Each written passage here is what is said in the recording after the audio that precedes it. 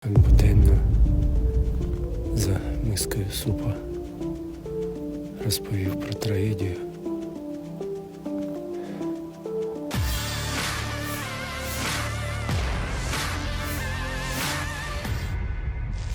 Media sosial diramaikan dengan rekaman seorang tentara Ukraina membuat rekaman dan pengakuan. Ia menceritakan situasi terkini perang antara pasukan Rusia versus Ukraina. Rekamannya ramai beredar di Telegram pada Senin 6 Februari 2023. Dalam keterangan unggahan disebutkan tentara Ukraina berbicara sambil meneteskan air mata tentang kerugian di antara pasukannya. Selama hampir setahun dia bertarung dengan prajurit lainnya.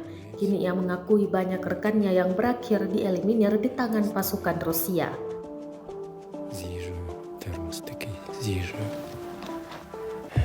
наливає суп. Каже, загинули. Так буденно за мискою супа розповів про трагедію.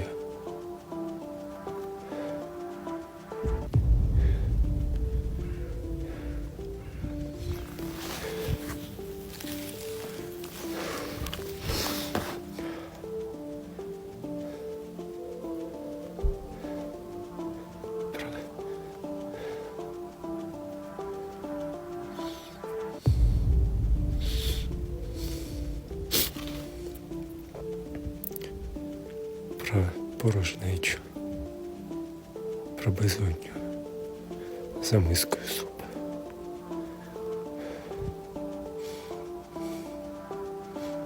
Rusia sendiri mengklaim secara total sejak awal operasi militer khusus telah menghancurkan 382 pesawat Ukraina, 206 helikopter, 3027 kendaraan udara tak berawak, 403 sistem rudal anti pesawat, 7.759 tank dan kendaraan tempur lapis baja lainnya.